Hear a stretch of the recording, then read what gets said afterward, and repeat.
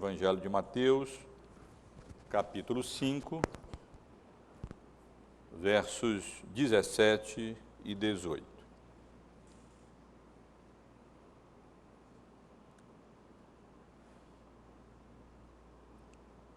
Não penseis que vim revogar a lei ou os profetas.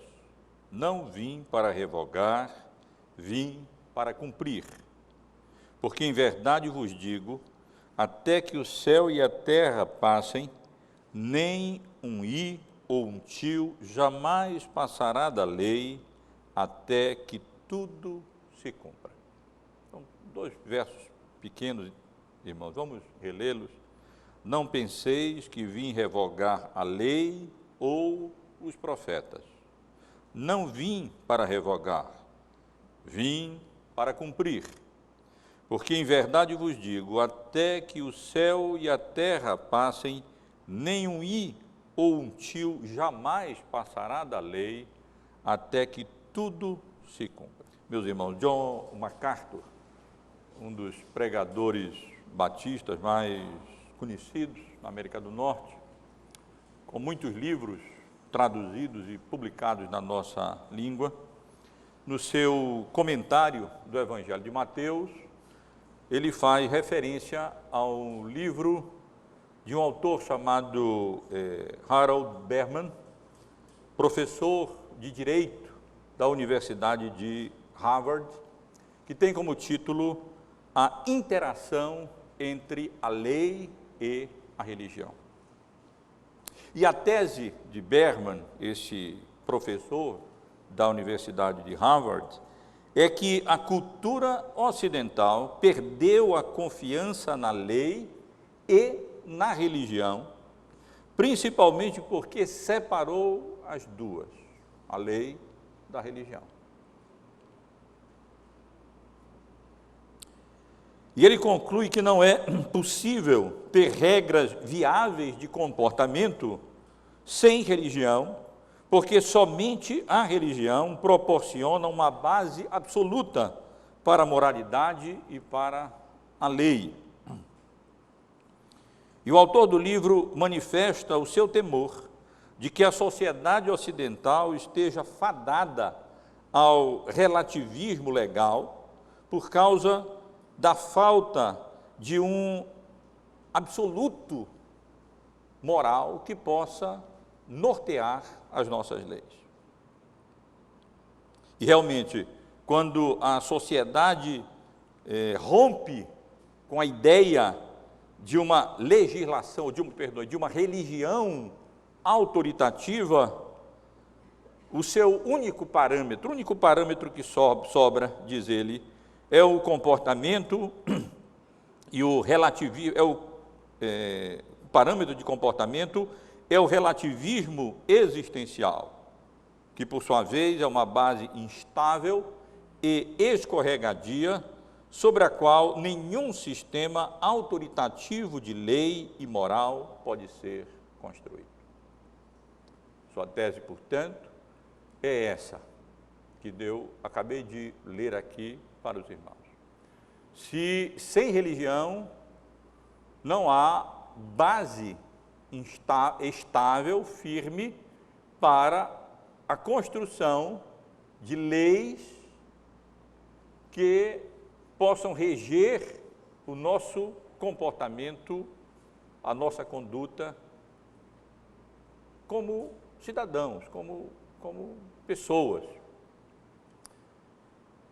E o texto que eu acabei de ler com os irmãos ressalta exatamente a importância da lei de Deus para o cidadão do reino dos céus. De fato, sem religião, sem o absoluto, verdades absolutas que Deus nos dá, não resta nada para que o homem tenha como verdade, a não ser a sua conduta variável, mutável. E isso não forma, de maneira nenhuma, uma base sólida para que nosso comportamento, sobre a qual nosso comportamento possa ser regulado, dirigido e punido quando não se adeque a esses padrões legais. E esses versículos, meus irmãos, não apenas os versos 17 e 18 que eu li, mas na realidade o verso 17 até o versículo 20, eles ressaltam exatamente a importância, a relevância, no caso da lei de Deus, para nós que pela misericórdia e graça de Deus somos cidadãos do reino dos céus. Eu lembro os irmãos que nós estamos estudando talvez uma das passagens bíblicas mais conhecidas, como é o Sermão da Montanha, o Sermão do Monte. E que nos domingos anteriores já estivemos considerando o caráter do cidadão do reino, conforme expresso por Mateus, pelo Senhor Jesus, no Evangelho de Mateus, nas bem-aventuranças que nós estivemos considerando aqui por vários domingos. As bem-aventuranças retratam exatamente o caráter do reino de Deus. E quem retrata o caráter do cidadão do reino dos céus é aquele que nos conhece como nenhum outro, aquele que tem olhos como chama de fogo e que perscruta o íntimo do nosso coração e nos conhece porque nos criou, porque nos formou. E nos últimos 2 domingos estivemos considerando a função do cidadão do reino, ou o papel do cidadão do reino como o sal da terra e como a luz do mundo. Isto é nosso papel no que diz respeito à sociedade na qual nós vivemos, purificarmos essa sociedade através do nosso testemunho, do nosso comportamento, da nossa vida, da nossa conduta, evitarmos que ela se degrade até onde possível, que ela se corrompa como carne que se apodrece se não for preservada pelo sal, como acontecia na época.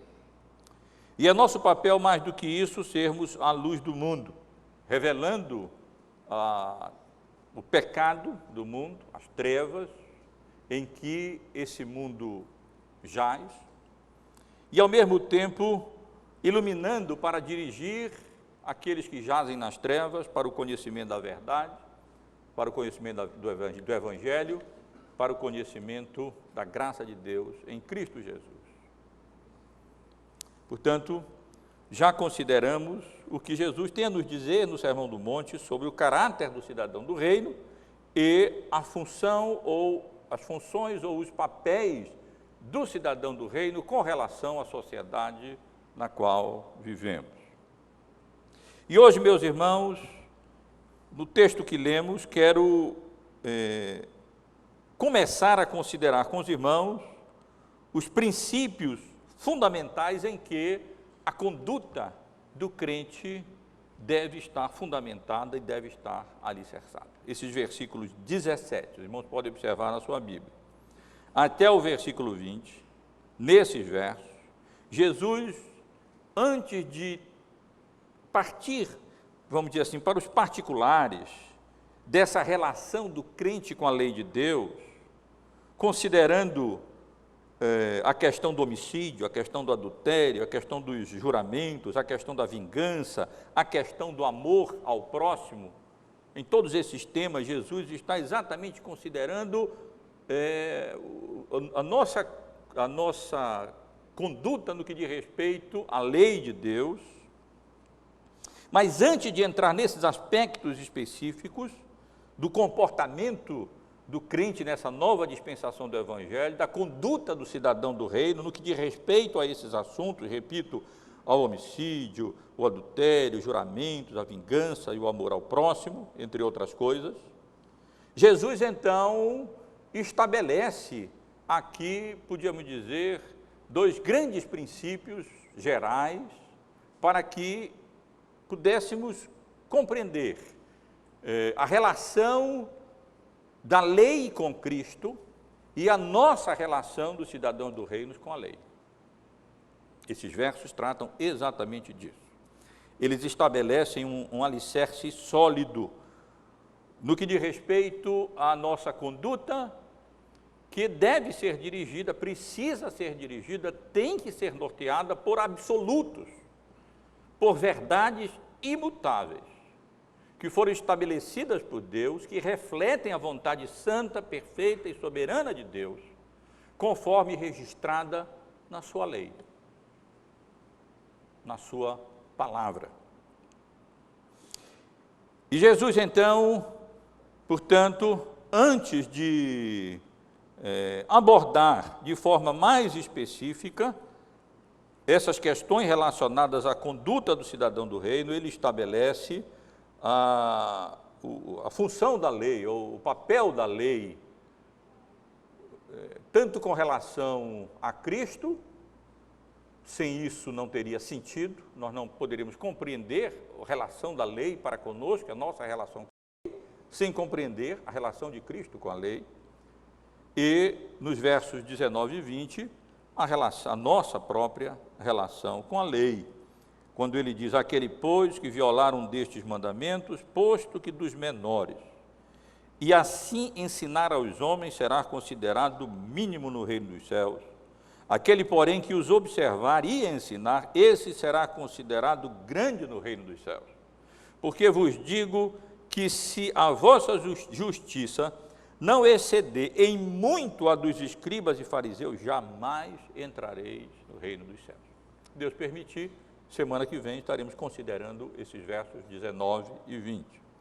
Mas hoje, meus irmãos, eu quero me ater apenas a esses dois versículos que nós acabamos de ler, e eu releio agora.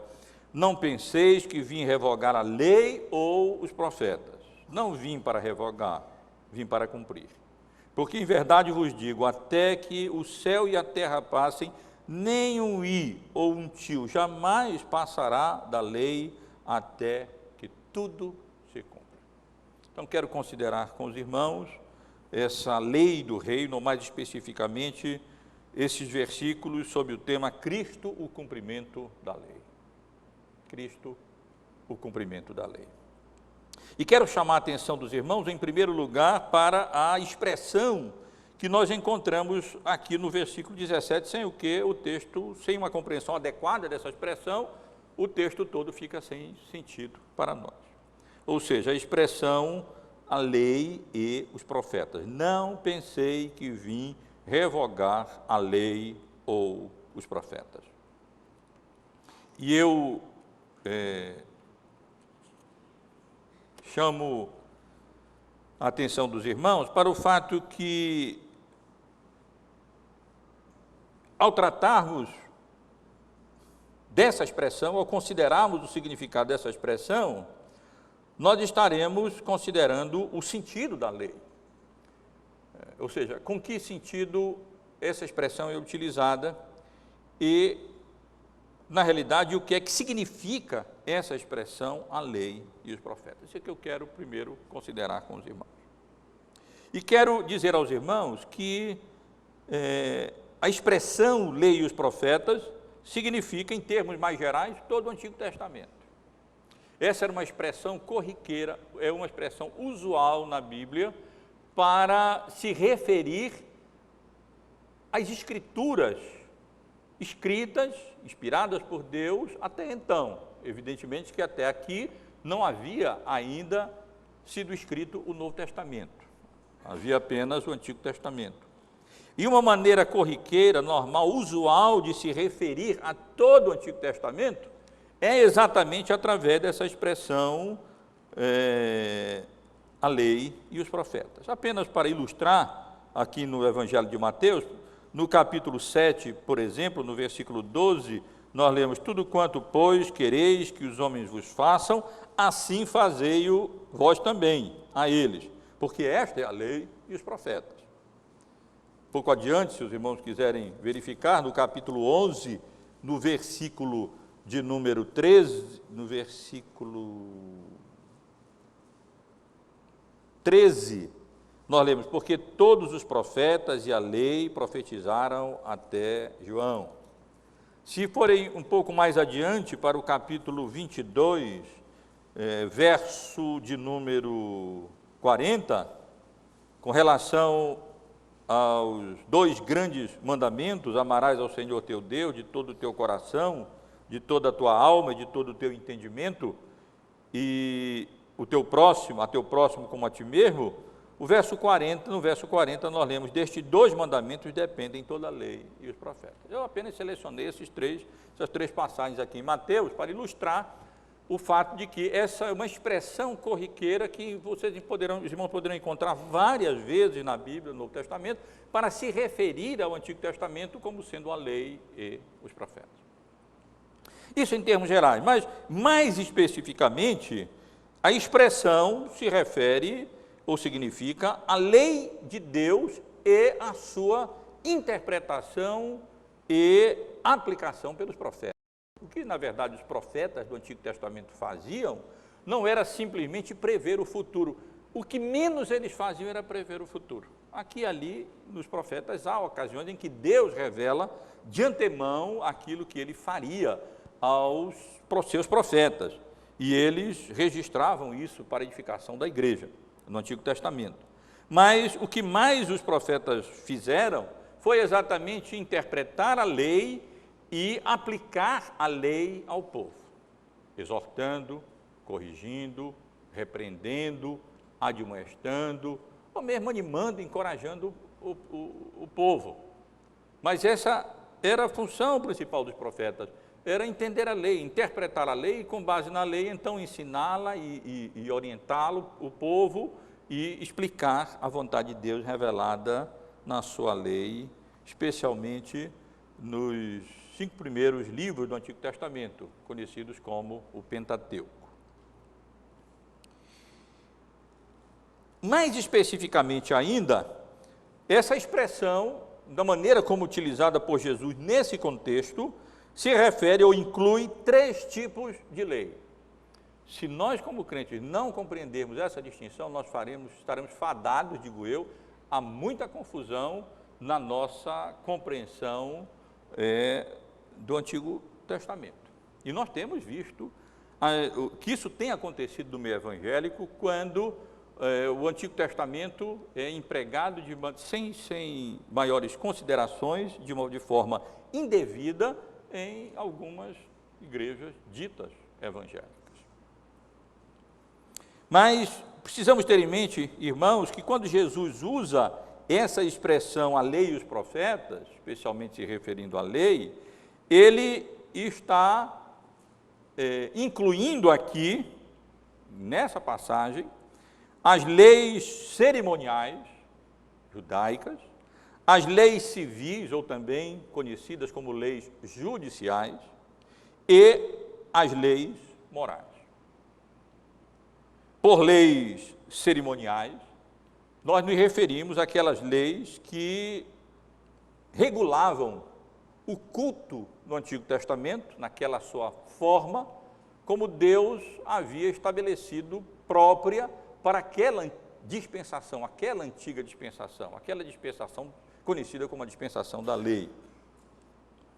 O culto, as festas, o templo, o sacerdócio, os sacrifícios, os utensílios utilizados para a realização do culto, tudo aquilo constituíam leis cerimoniais que apontavam para Cristo através daqueles símbolos, daquelas formas todas que Deus havia prescrito de forma detalhada na lei de Moisés para ser observada pelo seu povo. E essa expressão aqui, utilizada por Jesus, quando ele declara: não penseis que vim revogar a lei ou os profetas, não vim para revogar, vim para cumprir, porque em verdade vos digo, até que o céu e a terra passem, nenhum i ou um tio jamais passará da lei, até que tudo se cumpra, inclui também esse aspecto, como vou explicar melhor, tentar explicar melhor, das leis cerimoniais. As leis civis ou leis judiciais eram aquelas leis que se aplicavam a nação de Israel, ao povo de Israel, como uma nação teocrática. Aprove a Deus, no Antigo Testamento, lidar com a sua igreja em uma forma nacional teocrática, em que a igreja se confundia com uma nação, a nação de Israel, com o povo de Israel. Os irmãos sabem que não é mais assim na nova dispensação da graça, na nova dispensação do Evangelho, quando a igreja tomou uma forma não nacional, mas uma forma universal. Evidentemente que isso não significa que no Antigo Testamento aqueles que não fossem da nação de Israel não pudessem alcançar a salvação, nem que todos aqueles que eram israelitas fossem israelitas de coração e fossem salvos. Mas a igreja visível, como nós temos tantas vezes tratado e distinguido da igreja invisível, na antiga dispensação, tinha exatamente essa forma nacional teocrática. E as leis civis ou judiciais eram aquelas leis que Deus havia estabelecido e que deveriam regular a vida civil daquela nação, que era, portanto, uma nação teocrática, regida, dirigida diretamente por Deus. Então, lendo o Antigo Testamento, os irmãos e irmãs encontrarão várias leis que têm esse caráter civil, regulando como deveria ser o governo, a vida nacional, e especialmente como deveriam, como os crimes, os erros, os pecados, deveriam ser disciplinados, deveriam ser punidos.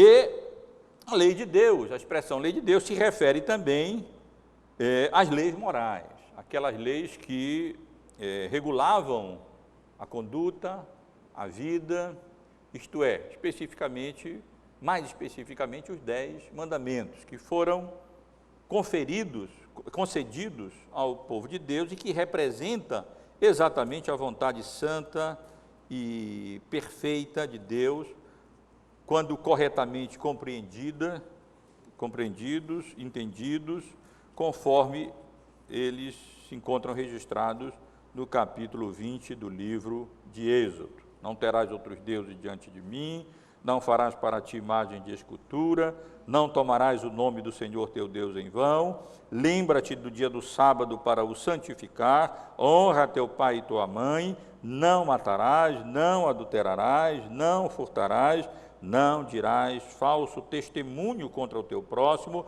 não cobiçarás a casa do teu servo, não cobiçarás a mulher do teu próximo, nem o seu servo, nem a sua serva, nem o seu boi, nem o seu jumento, nem coisa alguma que pertença ao seu próximo.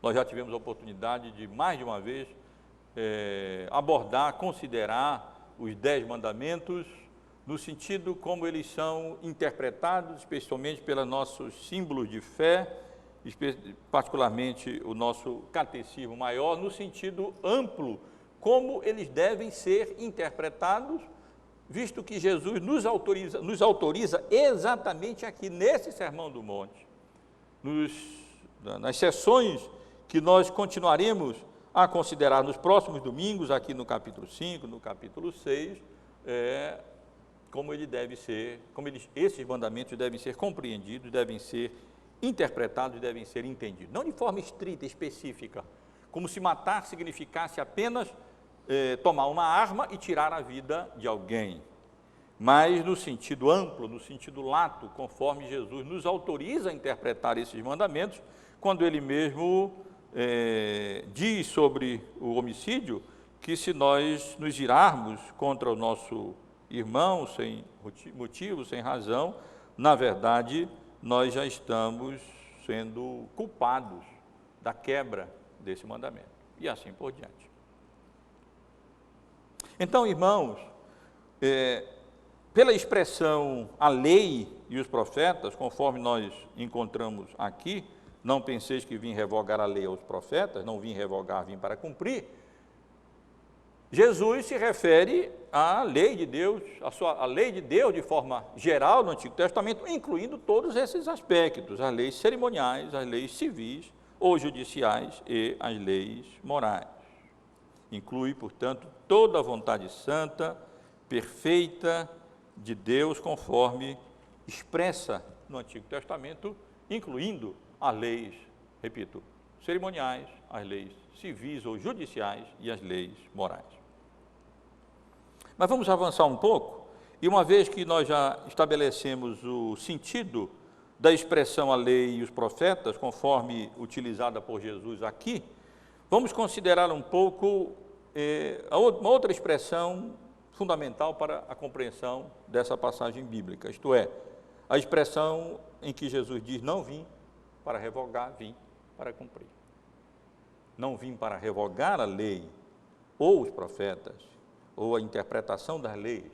Não vim para revogar o Antigo Testamento como um todo, nada do Antigo Testamento, incluindo todas as leis que ele contém. Eu vim para revogar, não vim para revogar, eu vim para cumprir.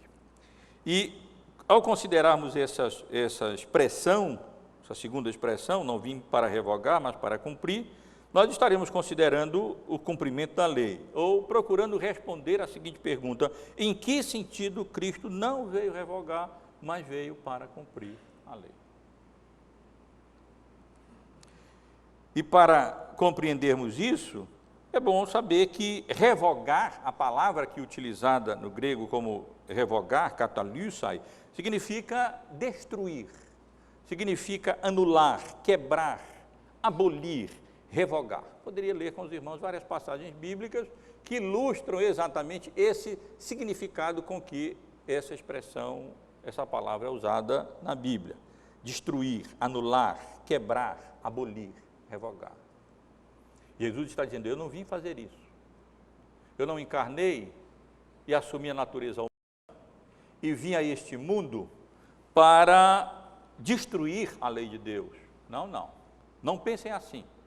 E ao dizer não penseis que eu vim fazer isso, Jesus parece estar dando a entender que essa era, de alguma forma, o pensamento das pessoas. De alguma forma, ele estava entendendo que Jesus estava agindo ao contrariar, na realidade, a interpretação farisaica da lei, como se ele estivesse quebrando a lei, como se ele estivesse destruindo a lei, anulando a lei, como se ele estivesse abolindo ou se ele estivesse revogando a lei de Deus, contrariando a lei de Deus. Não, Jesus não veio para fazer isso, ele deixa claro que ele não veio a esse mundo com esse propósito. Pelo contrário, diz ele, eu vim para cumprir, que transmite exatamente a ideia de ratificar, de confirmar, de tornar realidade, de validar, realizar. Jesus veio exatamente para fazer isso, não para destruir, anular, quebrar. Ele veio para ratificar, isto é,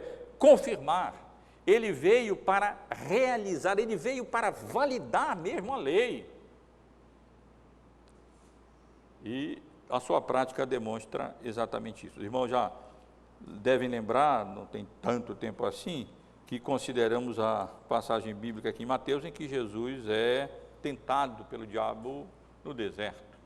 E ali ele reage à tripla tentação de Satanás, exatamente utilizando uma forma verbal grega, um perfeito, que transmite a ideia de que uma coisa foi feita e continua válida, quando ele diz, está escrito, está escrito, está escrito. Aquilo que foi escrito no Antigo Testamento permanece em pleno vigor na dispensação do Evangelho, da graça, quando adequadamente compreendido na forma como foi cumprido por Cristo. Jesus não veio, portanto, para destruir, para anular, para quebrar. Ele veio para ratificar, ele veio para confirmar. Ele veio, na realidade, para tornar realidade, para interpretar corretamente a lei, para aplicá-la de forma adequada, para, através da sua vida e da sua morte na cruz, na verdade, realizar aquilo que a lei de Deus havia estabelecido e anunciado e profetizado no Antigo Testamento. E a pergunta, portanto, que nós fazemos aqui é em que sentido Cristo cumpriu a lei. Cristo cumpriu a lei de diversas maneiras, de diversos sentidos. Cristo cumpriu a lei, por exemplo, quando, no sentido em que nós lemos em Gálatas 4, no capítulo 4, onde lemos assim: vindo, porém, à plenitude do tempo, Deus enviou seu Filho, nascido de mulher, nascido sob a lei, para resgatar os que estavam sob a lei, a fim de que recebêssemos a adoção de filhos. Cristo cumpriu a lei nascendo sob a lei. Cristo cumpriu a lei se colocando Ele mesmo debaixo da lei, se colocando Ele mesmo sob a lei. Para nós é alguma coisa assim absolutamente incrível, que o Deus verdadeiro, Deus Criador, na pessoa do seu Filho, aquele que do nada trouxe à existência tudo que existe, o mundo invisível e o mundo invisível, aquele que reina sobre os céus e sobre a terra, aquele que estabelece as leis da natureza e as suas leis para o seu povo, Ele mesmo, na pessoa do seu Filho, tenha vindo a esse mundo para se colocar sob a lei, debaixo da autoridade da lei, para cumprir a lei, como Ele mesmo disse aqui, e não para revogar a lei. Os irmãos lembram quando Ele foi para ser batizado por João Batista, e João Batista não quis batizar, dizendo: não, peraí, eu é que devo ser batizado, e tu vens a mim, e disse: não, deixa, vai, tem que ser feito assim por enquanto, exatamente para que tudo se cumpra. Para que se cumpra uma expressão encontrada com muita frequência no Novo Testamento, e especialmente no Evangelho de Mateus. Mas Jesus cumpriu a lei não apenas nascendo debaixo da lei, se colocando sob a autoridade da lei, mas Ele cumpriu a lei especialmente obedecendo integralmente às demandas da lei. Ele cumpriu a lei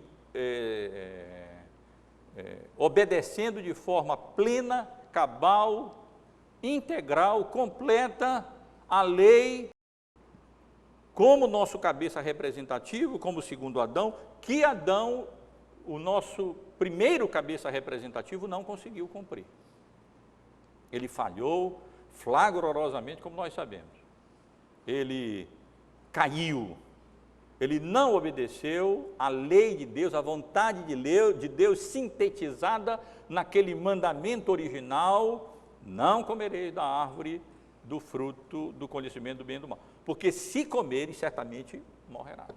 E Adão fracassou, e por causa do seu fracasso, ele introduziu toda a sua descendência no estado de queda e de pecado em que eu e cada um de vocês vem a esse mundo.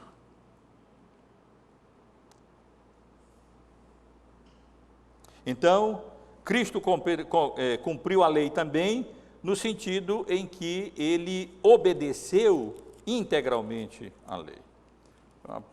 A passagem em Filipenses, conhecida no capítulo 2, no versículo 8, onde lemos acerca de Cristo, que Ele se humilhou, se esvaziou, assumiu a forma de servo, tornando-se em semelhança de homens, e reconhecido em figura humana, a si mesmo se humilhou, tornando-se obediente até a morte de cruz. Jesus foi obediente em toda a sua vida, até aquele ato mais difícil de obediência que ele teve que enfrentar e ao qual ele se submeteu, que foi morrer na cruz. Não somente porque aquilo significava alguma coisa dolorosa,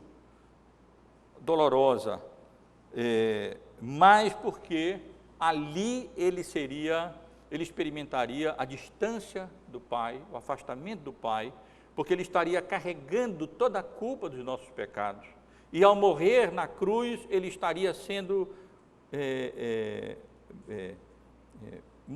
morrendo em nosso lugar, ele estaria ali pagando uma punição e uma culpa que na realidade era nossa, porque o salário do pecado é a morte.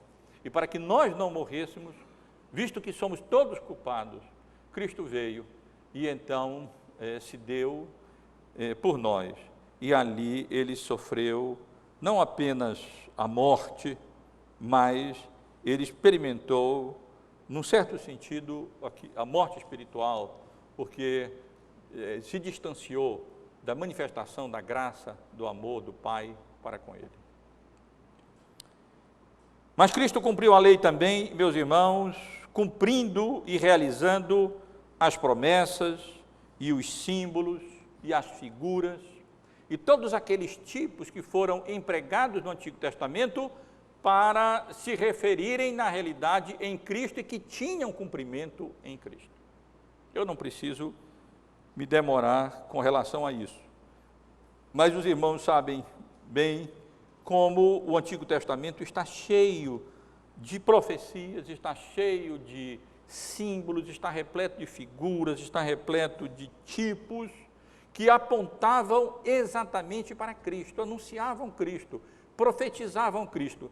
Essas profecias poderiam ser por palavras, profecias, poderiam ser por símbolos, por tipos, por figuras que representavam na realidade Cristo e estavam de fato anunciando Cristo e a sua obra, a sua vinda e a sua obra redentora, com todos os seus aspectos, como rei, como sacerdote e como profeta, como o descendente de Davi, que estabeleceria o seu reino eterno, como o sacerdote de Deus, que veio para se oferecer a si próprio como oferta e sacrifício de valor eterno para a salvação do seu povo, e como profeta, pregando e anunciando o Evangelho, porque ele disse nos Evangelhos, para isso eu vim, isto é, para pregar, para anunciar a salvação, para fazer tornar conhecida a boa nova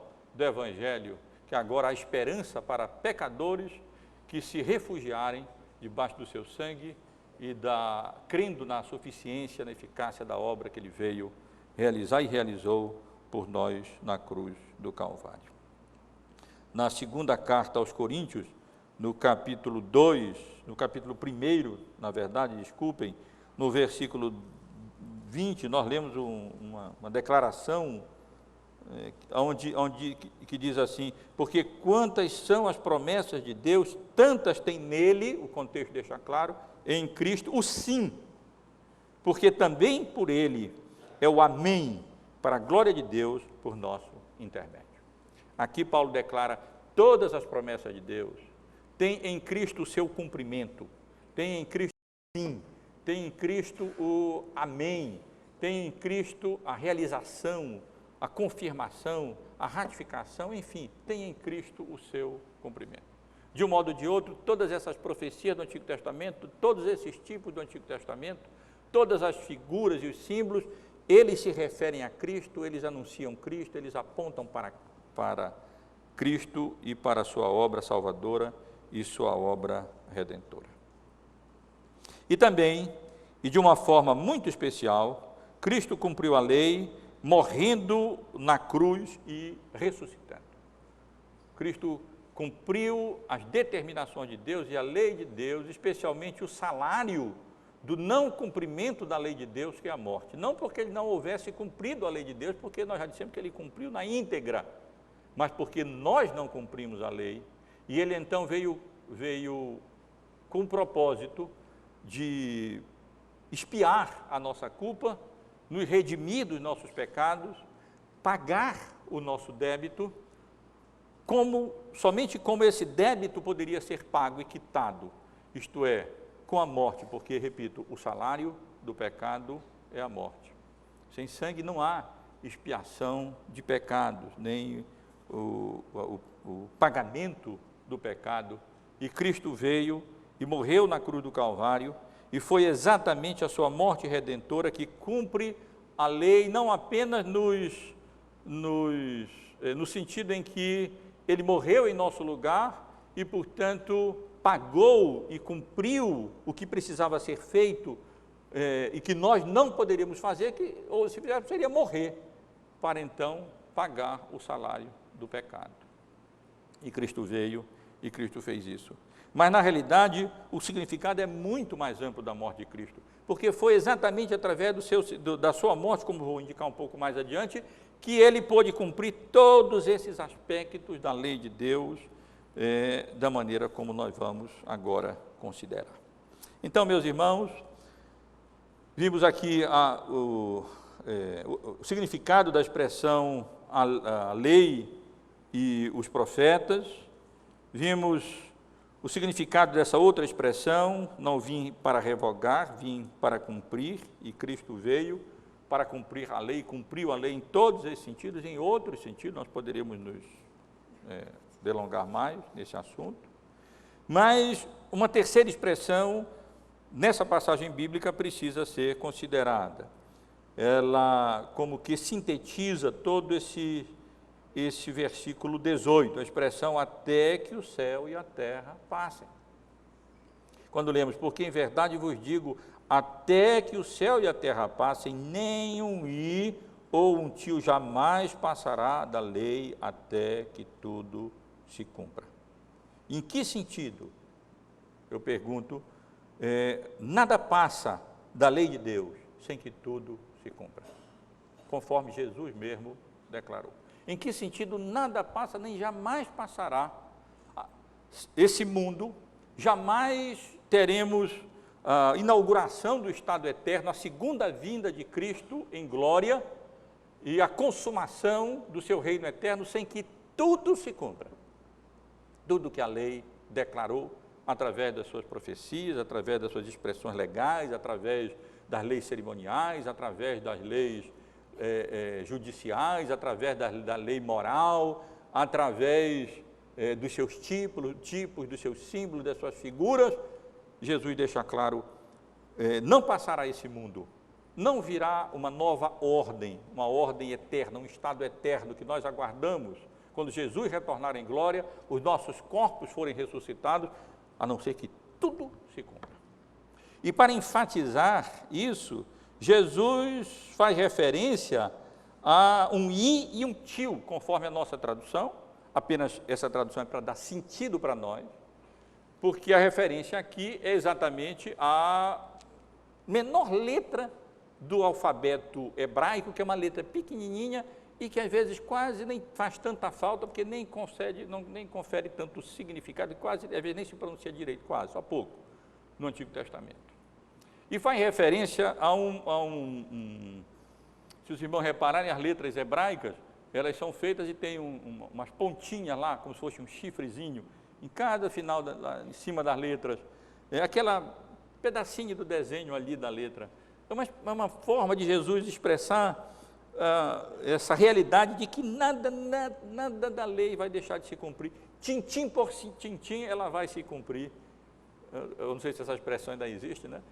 Por tintim, é do meu tempo, eu não sei ver se ainda é dos irmãos, mas nos seus menores detalhes, nas suas menores afirmativas e declarações, nos seus símbolos de menor significado, não passa um i, não passa um sinal, um acento, nesse sentido Jesus está falando, tudo se cumprirá. Ou se cumpre, ou já se cumpriu, ou vai se cumprir. Como assim? Quanto à lei cerimonial, tudo se cumpre e, na verdade, já se cumpriu, porque ela se realiza em Cristo. Se realiza em Cristo. Não é que Cristo veio quebrar, anular a lei cerimonial, é que com a sua vinda, com a sua vida, com a sua obediência e com a sua morte na cruz do Calvário, com o seu sangue derramado, ele cumpriu tudo aquilo. Todas aquelas formas reguladoras, aquelas leis que norteavam o culto, as cerimônias, os sacrifícios, o sacerdócio, aqueles utensílios utilizados, tudo aquilo foi realizado em Cristo, porque apontavam para Cristo e, na verdade, não passavam de figuras, de símbolos, apontando para o Senhor Jesus. Em Colossenses, no capítulo 2, nos versículos 16 e 17, nós lemos assim: ninguém, pois, vos julgue, diz Paulo aos seus leitores, membros da igreja de Colossos, por causa de comida e bebida, ou dia de festa, ou lua nova, ou sábados, porque tudo isso tem sido sombra das coisas que haviam de vir, porém o corpo é de Cristo. E com essa declaração, o apóstolo Paulo está dizendo que nós não devemos nos submeter mais àquelas formas, àquelas festas, aquelas diferenças de dias no Antigo Testamento, enfim, toda aquela lei cerimonial do Antigo Testamento, porque elas eram sombra.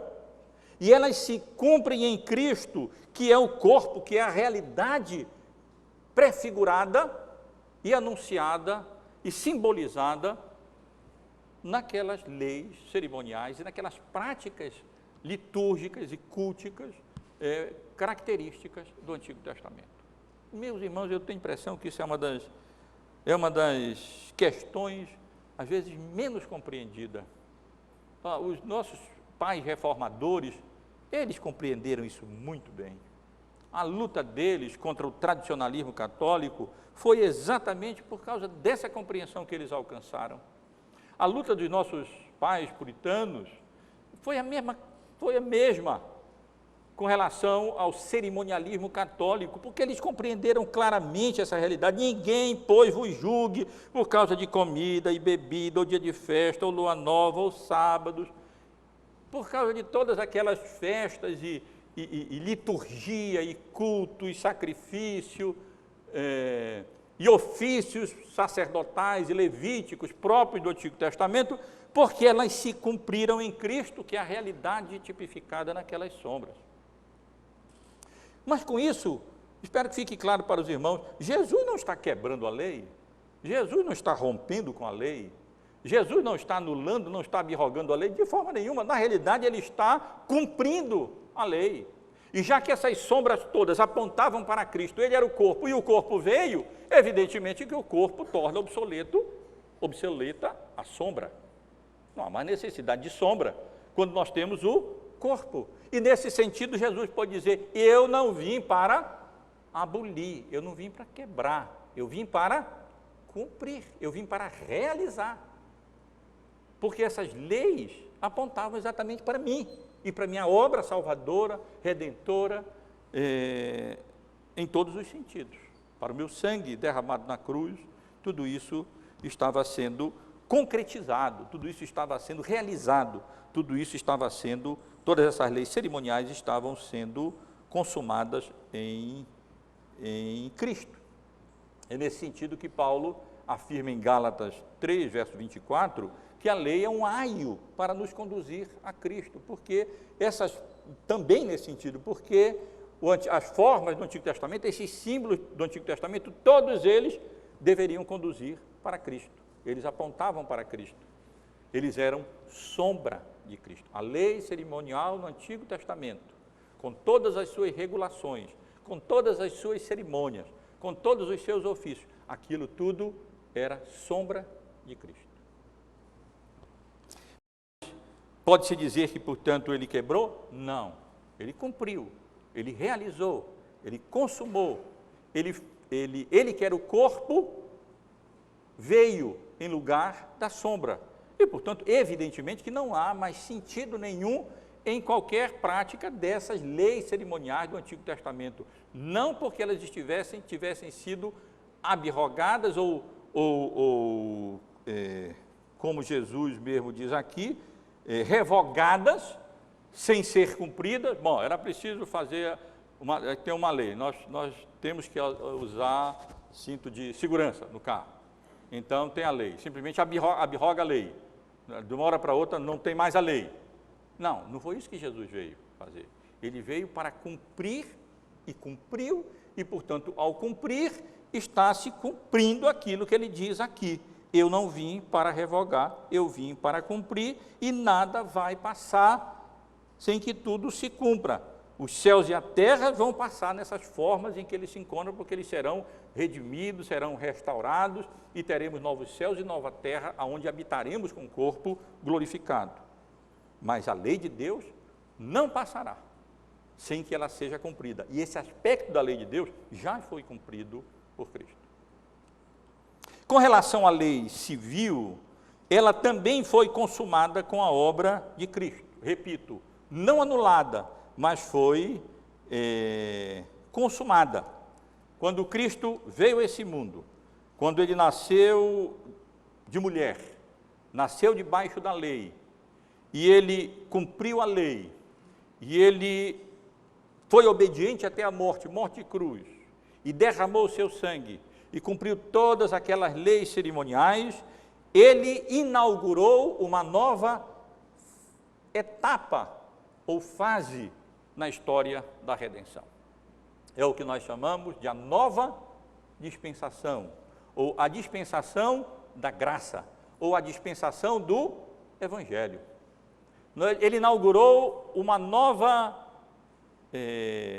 forma de administração do pacto eterno entre as três pessoas da Trindade, segundo o qual o Pai elege para a salvação e predestina, o Filho veio e realizou a obra eficazmente, objetivamente, morrendo na cruz, especialmente, e o Espírito Santo, então, subjetivamente, aplica a obra salvadora que Cristo realizou aos seus eleitos, de modo que nenhum se perca dentre todos aqueles que o Pai lhe deu desde toda a eternidade. E, portanto, quando Cristo veio e ele realizou isso tudo, ele inaugurou essa nova forma. E ao inaugurar essa nova forma, repito, não mais nacional, como era no Antigo Testamento, como era na antiga dispensação, mas ele inaugura essa nova etapa, essa nova fase da história da salvação, da história da redenção, em que a igreja toma esse caráter universal e não mais nacional, não se concentrando num povo judeu, mas para alcançar todas as nações da terra. Então, Jesus cumpre e inaugura uma nova etapa, não cabendo mais, portanto, aquelas leis civis, conforme nós as encontramos no Antigo Testamento. Portanto, nós não podemos pegar aquelas leis referentes à disciplina no Antigo Testamento e aplicá-las agora na nova dispensação da graça de forma literal, porque Cristo veio e com a sua vida, ele inaugurou essa nova etapa, e dessa nova etapa não há mais, a igreja não se confunde com uma nação, nós não temos mais nenhum reino teocrático, não temos mais isso. Já tivemos países em que experimentaram grande reforma religiosa e que foram grandemente caracterizados pelo Evangelho, mas não foram nações teocráticas. Nem teremos mais nações teocráticas, porque não se confunde mais governo com igreja, nesse sentido. E, portanto, Cristo consumou a lei civil, ele não anulou, ele a cumpriu também, quando ele morreu na cruz, inaugurou essa nova fase, essa nova manifestação do seu povo, da sua igreja, do povo da aliança, do povo do pacto, nesse caráter universal e não nesse caráter nacional. Significa dizer que essas leis civis do Antigo Testamento não têm nada para nós na nova dispensação da graça? Não, não significa isso. Os princípios dessas leis continuam válidos, mas não as leis literais em si. Talvez só para dar um exemplo, no Antigo Testamento, se um filho batia no pai ou alguma coisa assim, ele deveria ser morto.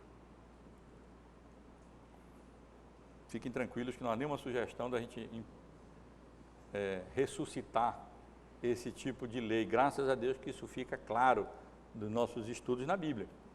Mas os princípios da lei civil, especialmente o princípio da restituição, o princípio da retributivo da lei, ao invés do princípio de reclusão, esse é um princípio válido para nós.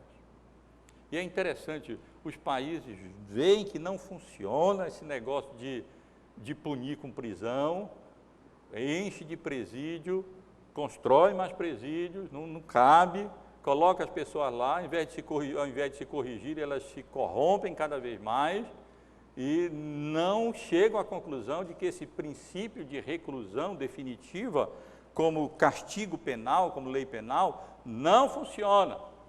Só funcionava no Antigo Testamento em termos transitórios, como uma cidade de refúgio em que ficaria aguardando o julgamento, mas não, e para preservação até da pessoa, mas não nesse sentido. Mas a sociedade contemporânea tem alguns tabus. Tempo desse eu pensei, dá um bom livro escrever, Os Tabus Contemporâneos. Tem muitos tabus aí. Eu sou de uma época em que era moda romper os tabus, quebrar os tabus. Na verdade, quebrava-se as boas coisas, as boas condutas, muitas vezes, no nome de quebrar tabu. Hoje em dia, tem muitos tabus também, como, por exemplo, nem pensar em pena de morte, a restituição e a retribuição também não se leva em consideração, mas esse seria apenas ilustrando um exemplo de princípios válidos das leis civis para serem aplicados em distinção das leis civis literais em si, que eu não estou defendendo aqui, porque Cristo as cumpriu e nós não vivemos mais numa teocracia, e uma das grandes falhas desses países muçulmanos é que eles ainda imaginam que vivem num tipo de teocracia e eles procedem de uma maneira como se eles estivessem ali agindo em nome de Deus e de forma direta.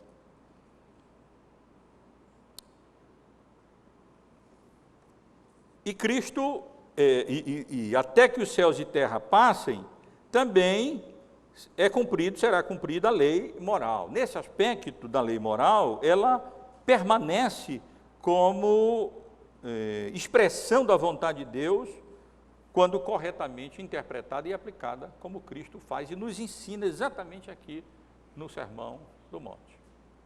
Aqui nós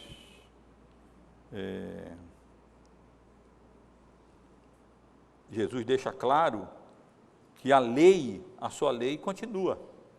Ele vai fazer várias correções à má interpretação da lei. Ele vai condenar e corrigir a interpretação farisaica da lei e vai iluminar o sentido da lei, trazendo para nós o real significado que a lei tensionava transmitir sempre, porque ele conhece qual é o real significado, foi ele, como Deus, que criou também essas leis, e portanto ele sabe exatamente qual a aplicação legítima dessas leis. E nos próximos domingos nós estaremos considerando de forma mais particular vários exemplos, vários casos em que Jesus interpreta corretamente a lei de Deus em contraposição àquilo que defendiam, que ensinavam, que criam e que tentavam praticar os fariseus. Nesse sentido, a lei moral, ela permanece válida para nós. Ela continua a exercer plenamente as suas funções. Ela não nos foi dada por ocasião da comunicação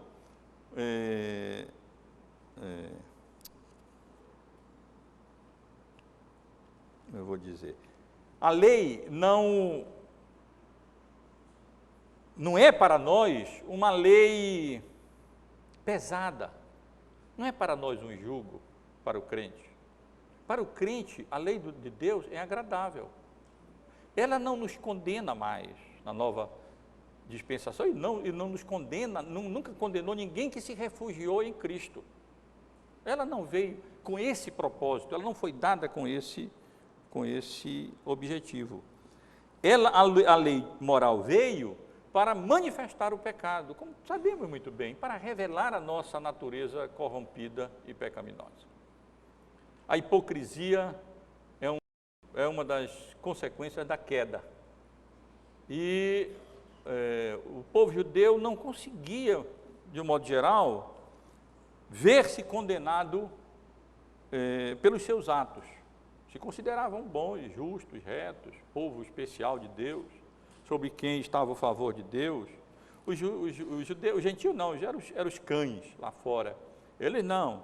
E, no entanto, eles não viam que eles não conseguiam cumprir a lei, por uma razão muito simples: ninguém, nenhum ser humano jamais cumprirá a lei, porque Adão caiu, e ao cair ele nos introduziu nesse estado de pecado, e nós não podemos ninguém pode mais cumprir a lei. E como vemos aqui, aquele que viola um dos pequeninos mandamentos, ele é o último. Mas nem é tanto nesse sentido específico, mas ilustra. Mas o fato, meus irmãos, é que para nós a lei não é pesada, a lei é boa, o mandamento é santo, justo e bom. Ele é a expressão da vontade santa e perfeita de Deus. Nós não conseguimos cumpri-lo na íntegra, mas ela representa a vontade santa de Deus, e para nós não é um fardo, para nós não é pesada, para nós é uma alegria perseguir e cumprir a lei, e saber que nós temos esse padrão moral estabelecido para nortear e dirigir a nossa conduta. É o grande mal da época, conforme a introdução daquele autor que eu me referi no início. Nós temos esse referencial, que bênção! Mas ainda, para nós, a nossa salvação não depende do seu cumprimento, mas depende da fé em Cristo, que cumpriu a lei para nós. Cristo cumpriu a lei moral. Ele não cumpriu apenas a lei cerimonial e a lei civil. Ele cumpriu inteiramente a lei moral, porque nele jamais houve pecado, qualquer resquício de falta ou de pecado. Ele cumpriu absolutamente, integralmente, inteiramente a vontade de Deus expressa na sua lei. E, portanto, ele a cumpriu para nós. E a nossa salvação não depende de nós cumprirmos a lei. Nesse sentido, nós não estamos mais debaixo da lei, porque Cristo se colocou debaixo da lei como alguém que tinha que cumprir a lei e se colocou debaixo da lei para pagar a culpa do pecado que era nosso. Mas nesse sentido, ele nos tirou de debaixo da lei, porque nós não estamos mais debaixo da condenação da lei, exatamente porque Cristo cumpriu a lei para nós, ele cumpriu a lei em nosso lugar. Na verdade, para nós, a lei moral continua como uma expressão da nossa gratidão a Deus, como gratidão pelo fato de Deus haver enviado o seu Filho, para que ele então morresse em nosso lugar na cruz, expiasse a nossa culpa, pagasse todo o nosso pecado, e então pudéssemos receber a sua justiça e considerá-la nossa, e Deus a considerar a nossa, a quem se confia a Cristo como única esperança, como único Redentor, como uma única salvação, único Salvador. O que nos resta é apenas dizer: Senhor, louvado seja o teu nome. Somos gratos ao Senhor e não queremos manifestar a nossa gratidão por tão grande salvação e tão grande Salvador simplesmente com nossos cânticos, com o nosso lábio, com o nosso louvor. Nós queremos manifestar isso cumprindo a tua lei. A maior expressão de amor a Deus reside na obediência à lei, como João deixa perfeitamente claro. Quem ama, obedece os seus mandamentos.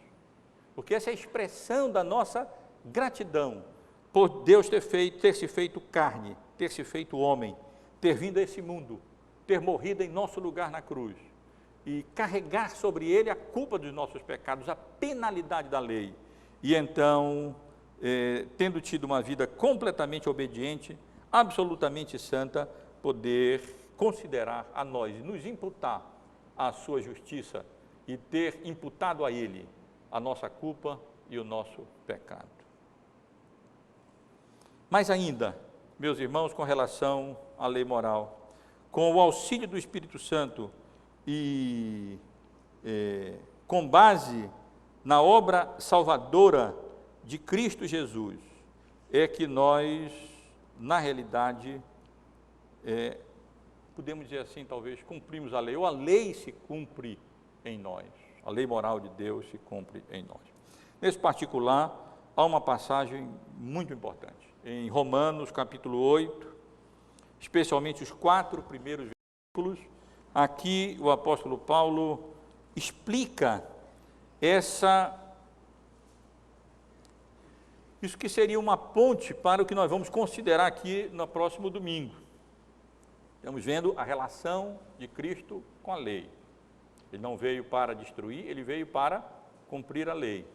Na semana que vem estaremos considerando nós e a lei como esse padrão moral para nós e como ela deve ser devidamente interpretada e toda a sua implicação em todo o seu significado. E aqui o apóstolo Paulo trata exatamente dessa questão, ligando as duas coisas, relacionando a lei com Cristo e a lei conosco. Quando ele diz, agora pois, já nenhuma condenação há, Romanos 8:1, para os que estão em Cristo Jesus, porque a lei do Espírito da vida em Cristo Jesus te livrou da lei do pecado e da morte. Não no sentido que tenha nos colocado sem mais querer obedecer à lei de Deus como expressão da nossa gratidão, mas como eu disse antes, nos livrou da lei do pecado e da morte, no sentido de que nós não estamos mais debaixo da condenação da lei, porque Cristo se colocou debaixo da condenação da lei, graças a Deus por isso, e portanto Ele nos arrancou de debaixo da condenação da lei. Agora, pois, já nenhuma condenação há para os que estão em Cristo Jesus, porque a lei do Espírito da vida em Cristo Jesus te livrou da lei, do pecado e da morte. Especialmente, irmãos, o versículo 3. Porquanto o que fora impossível à lei no que estava enferma pela carne. Paulo não quer dizer que a lei estava doente. Paulo não quer dizer que a lei falhou no seu propósito. Paulo não quer dizer que a lei fracassou, que ela estava enferma nesse sentido. Não. A lei não podia nos salvar porque nós estávamos enfermos na nossa carne. Porque nós, em virtude da desobediência de Adão, não conseguimos mais obedecer à vontade de Deus e cumprir a vontade de Deus. Então, não podemos cumpri-la. Porque no que for impossível à lei, no que estava enferma por causa da nossa carne, não podia ser eficaz por causa de nós, não pode nem nunca pode salvar ninguém, porque nós fomos colocados nessa condição por causa da queda dos nossos primeiros pais. Vou reler. Agora, pois, já nenhuma condenação há para os que estão em Cristo Jesus, porque a lei do Espírito da vida em Cristo Jesus te livrou da lei do pecado e da morte. Porque o que for impossível à lei, no que estava enferma pela carne, isso fez Deus, enviando o seu próprio Filho, em semelhança de carne pecaminosa, porque veio com a nossa natureza perfeitamente humana, mas sem pecado. E no tocante ao pecado, e com efeito condenou Deus na carne de Cristo o pecado. E o verso 4, irmãos, a fim de que o preceito da lei se cumprisse em nós, que não andamos segundo a carne, mas segundo o Espírito. Em outras palavras, procurando sintetizar e simplificar, o apóstolo Paulo está declarando aqui que agora, pois, para aqueles que se refugiaram em Cristo, e foram justificados pela sua obra, pela sua vida e pela sua obra, já não tem mais qualquer risco de condenação, porque fomos justificados, salvos por Ele, uma vez que Ele veio a esse mundo e nos livrou da condenação que pairava sobre nós, porque o salário do pecado é a morte, quando Ele veio a esse mundo e obedeceu completamente à lei. Essas são as verdades mais sublimes do Evangelho, mais fundamentais do Evangelho, e morreu em nosso lugar na cruz. E então, quando Deus enviou o seu próprio Filho, a semelhança de carne pecaminosa, para tratar do pecado, com relação ao pecado, para lidar com o pecado, para dar fim a essa consequência do pecado para os eleitos de Deus. E então, com efeito, Deus condenou na carne de Cristo o nosso pecado, exatamente a fim de que o preceito da lei se cumprisse em nós. Essa é a nossa condição, meus irmãos, e nesse sentido, a lei moral de Deus permanece como expressão santa da vontade de Deus, permanece não pesada para nós, porque não é mais o nosso instrumento de condenação, não estamos mais debaixo da lei. Na verdade, a nossa salvação não depende mais do seu cumprimento. Mas o que não significa dizer que nós não damos valor à lei de Deus, pelo contrário, nós damos todo o valor à lei de Deus e anelamos cumpri-la e buscamos cumpri-la. Esse é o nosso padrão absoluto moral, nós temos esse padrão absoluto moral, que de fato, como aquele professor de Harvard concluiu, depende da religião, depende do absoluto moral de Deus, como hoje pela manhã estivemos considerando com relação à doutrina da imago Dei moral que o homem traz. E então, meus irmãos,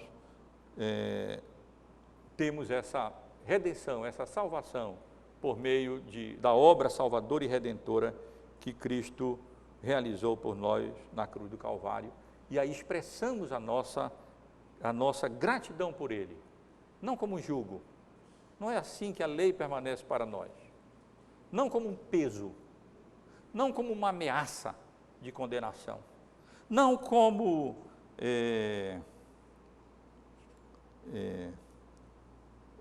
se estivéssemos ainda debaixo da condenação da lei, não, mas por causa da obra salvadora de Cristo, porque Ele se fez carne, porque Ele veio para resolver essa questão do pecado e da condenação e da lei, porque Ele mesmo foi condenado em nosso lugar, porque Ele mesmo derramou o seu sangue, como todo o Antigo Testamento anunciava, profetizava, simbolizava, prefigurava e tipificava. Ele então nos libertou do domínio da lei, exatamente para que nós pudéssemos agora cumprir com gratidão a lei, pelo seu Espírito Santo, que Ele nos concede e que nos convence do nosso engano, nos convence do nosso erro, nos convence do nosso pecado, produz em nós arrependimento, mas mais do que isso, nos capacita, nos anima, nos encoraja e nos habilita a viver consoante a lei de Deus. Não estamos mais naquele estado em que só podíamos pecar, em que não podíamos deixar de pecar. Estamos no estado de graça, no estado em que, apesar de podermos pecar, podemos também não pecar.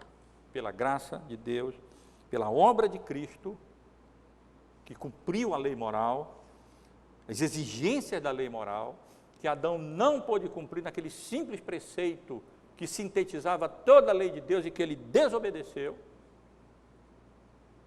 Cristo cumpriu, para isso sendo obediente até a morte, e morte de cruz do Calvário, a fim de que os preceitos da lei moral de Deus se cumprissem em nós, que não andamos segundo a carne, mas segundo o Espírito.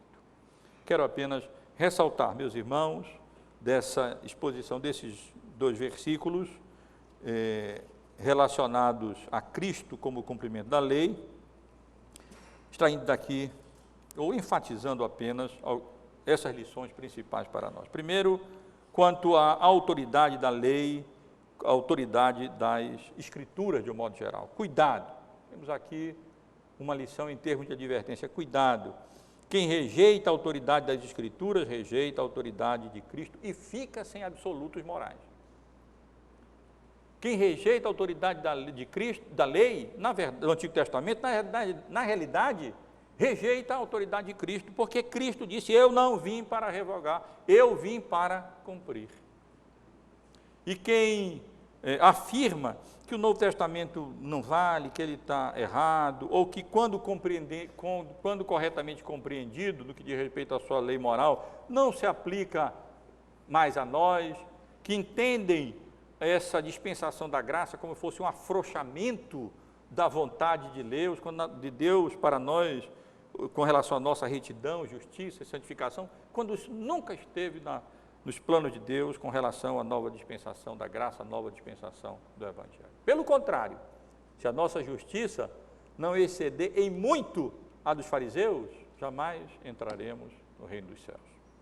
Então, cuidado, quem rejeita a autoridade das Escrituras, rejeita a autoridade de Cristo e fica sem absolutos morais. A segunda lição está relacionada à compreensão da lei, à compreensão das Escrituras. Nós só compreendemos a lei, só compreendemos o Antigo Testamento e só compreendemos o seu papel, a sua função, a função da lei de Deus, quando nós entendemos que tanto o Antigo Testamento como um todo, como a lei de Deus de forma mais específica, seja cerimonial, seja civil, seja moral, ela focaliza Cristo e ela se cumpre em Cristo. Por isso ele afirma: eu não vim para abrogar, para revogar, para anular, para quebrar a lei. Não, eu vim para realizar a lei, eu vim para cumprir a lei.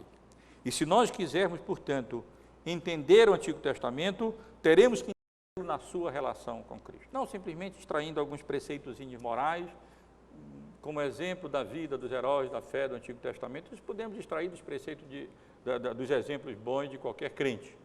Não é assim que o Novo Testamento deve ser lido.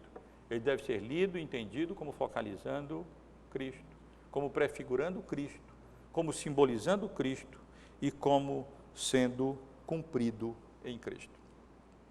E nesse sentido, meus irmãos, há uma passagem no final do Evangelho de Lucas, no último capítulo do Evangelho de Lucas, no capítulo 24, em que Jesus mesmo deixa claro que a lei, o Antigo Testamento, todo se concentra, se refere, focaliza e só é compreendido quando entendido que ele é cumprido e focalizado em Cristo. Nos versículos 25 e 27, naquele conhecido episódio da conversa de Jesus na sua manifestação aos discípulos no caminho de Emaús, Jesus então, no verso 25 até o verso 27, lemos assim: então lhes disse Jesus: ó nécios e tardos de coração para crer tudo o que os profetas disseram, porventura não convinha que o Cristo padecesse e entrasse na sua glória? E, observem, começando por Moisés, discorrendo por todos os profetas, expunha-lhes o que a seu respeito constava em todas as Escrituras. Eles não estavam vendo, estavam tristes ali, porque não tinham discernido que a lei se cumpria em Cristo e que se envolvia principalmente a morte redentora, salvadora, do servo sofredor de Cristo na cruz do Calvário, em lugar dos seus eleitos, para a remissão dos seus pecados. E eles não entenderam, porque não compreendiam que Moisés e os profetas falavam a respeito de Cristo, que tudo aquilo que a lei dizia se cumpria em Cristo, e que os profetas anunciavam encontrava cumprimento em Cristo Jesus. E por isso eles não puderam aceitar e compreender a sua morte. Mas ainda, irmãos, aqui no verso 44 e no verso 45, onde lemos: a seguir Jesus lhes disse: são estas as palavras que eu vos falei, estando ainda convosco, importava se cumprisse tudo o que de mim está escrito na lei de Moisés, nos profetas, aquele é mais específico ainda, e nos salmos. Então, lhes abriu o entendimento para compreenderem as Escrituras. Sem a compreensão de que Cristo veio como cumprimento de tudo o que o Antigo Testamento, a lei, os salmos e os profetas anunciavam, não há entendimento para compreender o real significado, sentido e propósito das Escrituras. Portanto, elas focalizam Cristo e, portanto, o Antigo Testamento, sempre que os irmãos lerem, devem se perguntar em que sentido essa passagem se refere a Cristo. Como é que ela revela a Cristo? Em que sentido Cristo cumpriu essa passagem? Porque isso é verdadeiro em todo o Antigo Testamento. E, finalmente, meus irmãos, com relação à relevância da lei, das Escrituras, especialmente no que diz respeito à lei moral, que é essa que também Cristo cumpriu e que nós devemos obedecer por gratidão a Deus, com alegria, como expressão da vontade santa e perfeita daquele que a cumpriu em nosso lugar, nos tirando de debaixo da condenação, se colocando Ele próprio debaixo da condenação em nosso lugar. E desejo aqui chamar a atenção dos dois grupos principais que sempre constituem qualquer congregação e uma igreja: os não convertidos e os convertidos. Com relação aos não convertidos, com relação àqueles que ainda se encontram debaixo da lei, debaixo da condenação da lei. A lei para eles, moral, continua como aio para conduzi-los a Cristo. Ao manifestar que eles são absolutamente incapazes de cumprir a lei, de obedecer a lei, fazendo com que eles sejam conduzidos a Cristo e se refugiem em Cristo como única esperança, única justificação, única redenção, único Salvador. Quando, lendo as prescrições, as determinações do Antigo Testamento, a melhor coisa que um incrédulo pode fazer é não, eu vou tentar então fazer isso. Então agora, a partir de hoje eu vou fazer isso certinho, vou procurar cumprir isso. Isso é tudo que não é para acontecer.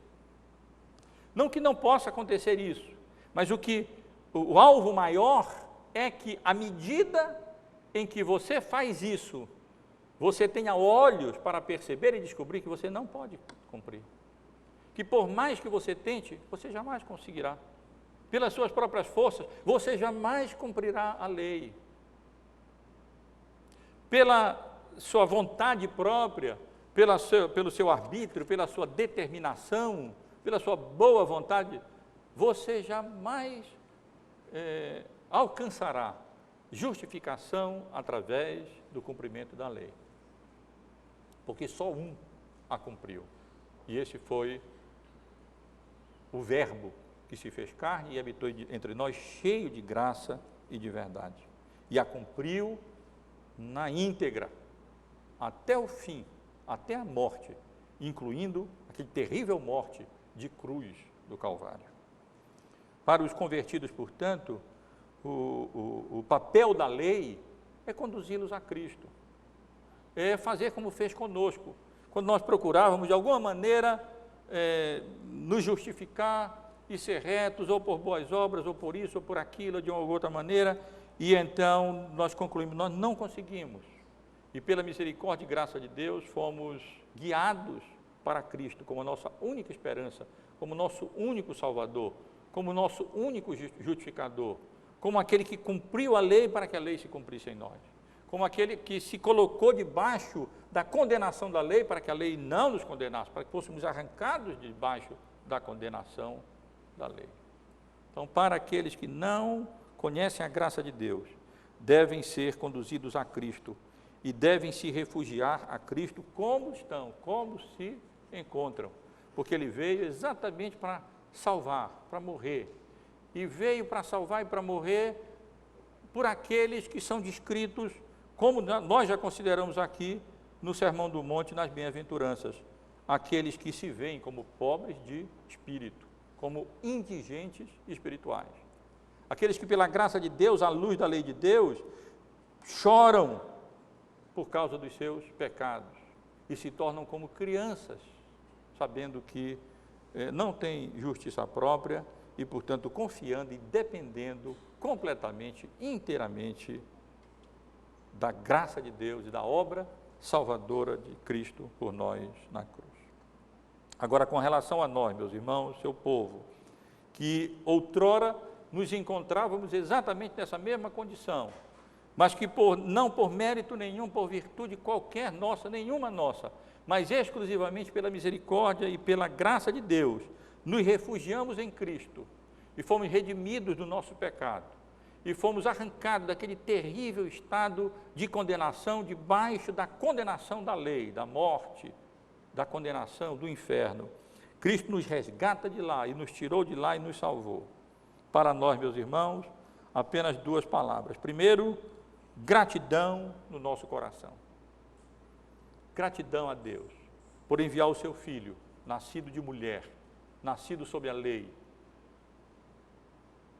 se humilhasse e obedecesse, se sujeitasse, se colocasse debaixo da lei, exatamente para nos tirar debaixo da lei e assumir o nosso lugar e nos salvar. Deus requer de nós inteira gratidão, e essa gratidão nós já consideramos aqui. E essa é a segunda palavra para nós. A lei moral de Deus continua como instrumento de santificação, ao revelar a vontade santa, boa e perfeita de Deus para a nossa vida. E a melhor forma de nós expressarmos a nossa gratidão por tão grande salvação, difícil salvação, que Cristo conquistou para nós, através da sua encarnação, da sua vida de obediência, da sua morte na cruz e da sua ressurreição. A melhor maneira de agradecer não é somente com os nossos cânticos, com os nossos louvores. Deus se agrada disso, quando expressam a sinceridade do nosso coração.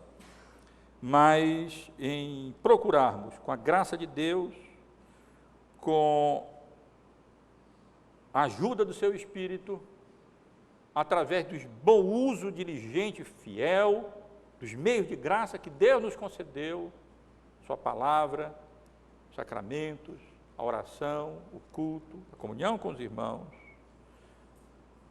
procurarmos sinceramente e diligentemente nos conformar à lei de Deus. E ninguém pode venha dizer, não consigo fazer, porque Cristo, como lemos em Romanos 8, assumiu o nosso lugar e, no tocante ao pecado, se fez carne pecaminosa. E na sua carne, Deus condenou o pecado, a fim de que o preceito da lei se cumprisse em nós, que não andamos mais segundo a carne, mas conforme o Espírito. Que Deus nos abençoe, meus irmãos e irmãs, nesse sentido. Louvamos a Deus com gratidão e alegria por Cristo que veio a esse mundo e cumpriu integralmente a lei, de tal maneira que ele pode afirmar, não penseis que vim revogar a lei aos profetas, não vim para revogar, eu vim para cumprir, porque em verdade vos digo, até que o céu e a terra passem, nem um i ou um tio jamais passará da lei, até que tudo